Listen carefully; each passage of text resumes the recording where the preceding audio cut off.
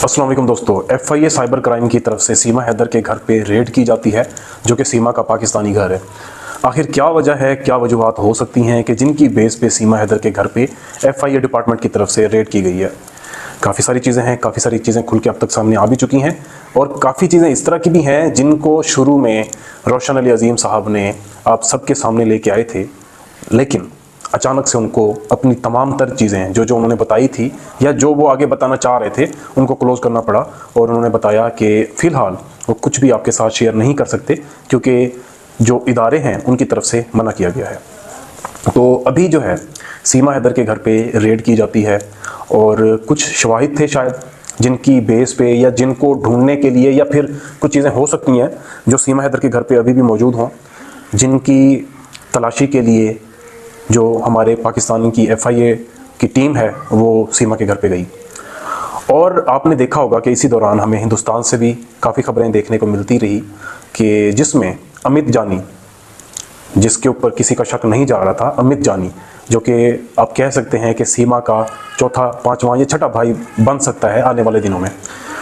उसके ऊपर काफ़ी उंगलियां उठ रही हैं और उसके खिलाफ काफ़ी हद तक सबूत भी मिले हैं, जिनकी बेस पे ये कहना मुनासिब रहेगा कि इसमें अमित जानी का सबसे बड़ा हाथ है।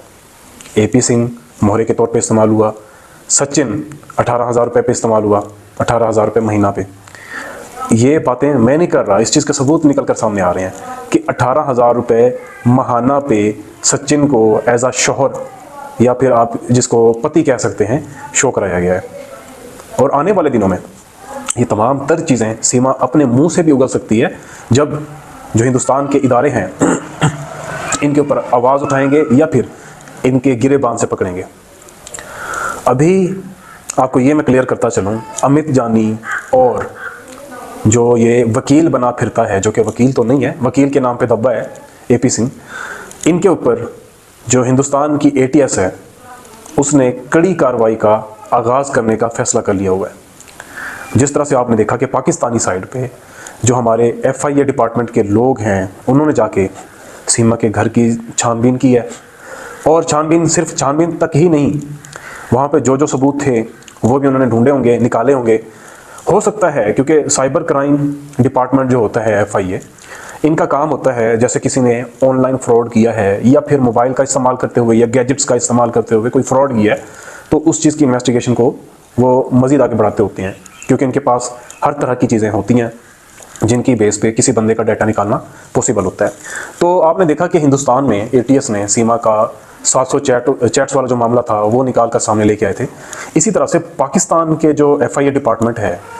ये मेरा अंदाज़ा है कि इन्होंने भी सीमा की चैट्स रिकवर की होंगी, जहाँ से उनको कुछ सबूत या कुछ आप कह सकते हैं कि इस तरह के आंकड़े चीज़ें मिल सकती हैं जिनकी बेस पे सीमा के बंद घर के ऊपर रेड की गई, या फिर जिस घर का आप कह सकते हैं कि सीमा ने रेंट पे ले रखा था उस घर के ऊपर, या फिर आप ये भी कह सकते हैं कि जो सीमा ने घर बेचा था उस घर पे रेड की गई। क्या सबूत हो सकते हैं? क्या कुछ ऐसा था जो दीवारों में छुपाया गया था, या फिर घर के उन कोनों में जहाँ पे किसी का शक नहीं जा सकता कुछ छुपाया गया हो? ये तो अब वक्त ही बताएगा, या फिर रोशन अली अजीम साहब खुद ये चीज़ें क्लियर करेंगे कि क्या चीज़ें हैं या क्या चीज़ें हो सकती थी जिनकी बेस पे जो FIA है उसने कार्रवाई का आगाज़ किया। यहाँ पे हमारा अंदाज़ा ये था कि पाकिस्तान के जो बाकी सिक्योरिटी इदारे हैं जो सिक्योरिटी रीजंस की बिना पर काम कर रहे हैं उनमें से कोई कार्रवाई की जाएगी, लेकिन हमें यहाँ पे देखने को मिलता है कि FIA साइबर क्राइम की तरफ से एक रेड की जाती है और उसके बाद हमें अगर हम सीमा की वीडियोज़ उठा के देखें तो उसके चेहरे पे जो वो खुशी शो करा रही होती है उसमें एक नदामत भी नज़र आ रही है। अगर आपने नहीं देखी सीमा की वीडियोस तो अभी आप मेरे कहने पे उसके चैनल का विज़िट करें और देखें कि उसका चेहरा जो हर वक्त यूँ इस तरह से करके हंसी की वो एक शो करा रहा था ना, यूँ करके यूँ, वो अब फील हो रहा है कि वो नकले वाली हंसी अब सामने लेके आ रही है। और अमित जानी जिसका दूर दूर तक कोई लेना देना ही नहीं था, क्या वजह है ATS ने अमित जानी के खिलाफ भी एक्शन लेने का फैसला कर लिया हुआ है। अमित जानी के ऊपर केस होगा और AP सिंह, अमित जानी पे ATS ने तहकीक शुरू की है, तो इस दौरान हमें ये AP सिंह का दरमियान में आना ये समझ से बाहर हो रहा है। कहानी जो नज़र आ रही थी उससे हट के कहानी एक और तरफ मूव हो रही है। पहले हमें एक तरह से आप कह सकते हैं कि ये 5 रास्ते नज़र आ रहे थे कि इधर कहानी जा सकती है, इधर जा सकती है, इधर इधर इधर या इधर,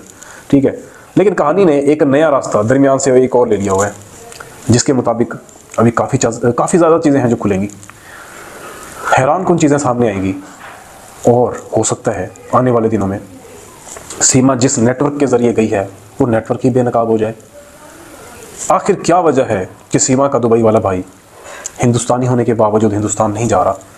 और आखिर क्या वजह है कि सीमा इतना ज़्यादा पॉपुलर है उस दौरान, जो कि इसका दुबई वाला भाई है या फिर आशिक है, वो बजाय सामने आने के, सब कुछ शो कराने के, वो सामने नहीं आ रहा? इसके क्या रीज़न्स हैं, ज़रूर सामने आएंगे। आप भी देखेंगे, हम भी देखेंगे। काफ़ी सारे खुलासे हैं, काफ़ी सारी चीज़ें हैं जिनको हम देखने बैठे, सोचने बैठे तो हमारा दिमाग क्या होता है, गुल हो जाता है। हिंदी में क्या कहते हैं, दिमाग की बत्ती लाल हो गई, गुल हो गई, वो होना शुरू हो जाती है, क्योंकि चीज़ें कुछ इस तरह की हो रही हैं। और इस दौरान मैंने जो चीज़ें नोट की हैं वो यही है कि सीमा मोहरे के तौर पे इस्तेमाल की गई, हो सकता है इलेक्शंस के लिए, हो सकता है फेम के लिए, हो सकता है डूबती हुई फिल्म इंडस्ट्री, जिसमें आपने देखा कि काफ़ी सारे एक्टर्स हैं या मूवीज़ हैं जो बार बार फ्लॉप हो रही हैं, इनमें एक नया रंग या नया रुख लेके आने के लिए सीमा को बुलाया गया हो या अख्तियार किया गया हो ये वाला रास्ता। और ये भी हो सकता है कि सीमा हैदर को पाकिस्तान से, हिंदुस्तान से, और वो लोग जिन्होंने ये पूरा नेटवर्क बना रखा है, वो गलत लोग जो हिंदुस्तान को, पाकिस्तान को एक होता देखकर जलते हैं, उन्होंने सीमा का इस्तेमाल किया हो। ये चीज़ें पॉसिबल हैं। आपने देखा जब जब पाकिस्तान और हिंदुस्तान की जो आर्मी है, इनकी तरफ से कोई अच्छाई होती है, कोई पॉजिटिविटी हमें देखने को मिलती है, उस दौरान फौरी तौर पे दहशतगर्दों की तरफ से, जो कि हिंदुस्तानी साइड से भी हो सकते हैं, पाकिस्तानी साइड से भी हो सकते हैं, जिनकी फंडिंग की जाती होगी, जहाँ तक मेरा अंदाज़ा है इन लोगों की फंडिंग की जाती होगी जो दोनों कंट्रीज़ को लड़ाना चाहते हैं। हालांकि दोनों कंट्रीज़ की आर्मी कभी नहीं चाहती कि दोनों कंट्रीज़ के लोग आपस में लड़ें। और जो हालात हैं पढ़ाई के बाद, आपने भी यही देखा है कि लड़ाई झगड़े में कुछ नहीं रखा। जापान ने लड़ाई की, क्या हुआ, नुकसान हुआ। जापान ने फ़ौज और जो इस तरह की चीज़ें होती हैं लड़ाई झगड़े वाली, उनसे फोकस हटाया है, कहाँ से कहाँ पहुँच गए हैं। अब अगर वो चाहें तो एक रोबोटिक आर्मी तैयार कर सकते हैं, लेकिन उनको पता है कि ये सब कुछ सिर्फ अपने आप को ऊंचा नीचा दिखाने के लिए होता है। असली ऊंचाई तो इस वक्त जापान ने पकड़ ली हुई है, चाइना ने भी पकड़ लिया, क्योंकि उन्होंने सोचा अपनी कंट्री के बारे में, अपने लोगों के बारे में। यहाँ पे सीमा हैदर हम दोनों कंट्रीज़ के लोगों को लड़ाने के लिए ये इस्तेमाल की जा सकती है, जैसा कि आपने डिफरेंट टीवी शोज़ के अंदर भी देखा होगा। ये सब कुछ पाकिस्तान को बुरा भला कहना, हिंदू मज़हब की भी ये धज्जियाँ उड़ा रही होती है, क्योंकि हिंदू मज़हब, हिंदू सनातन के अंदर ये चीज़ें नहीं होती जो सीमा कर रही होती है। उम्मीद करता हूँ कि आज की इस वीडियो से आपको काफ़ी कुछ जानने को मिला होगा। अब हमारी मुलाकात होगी एक नई वीडियो में, तब तक के लिए मुझे दीजिए इजाज़त। अल्लाह निगहबान।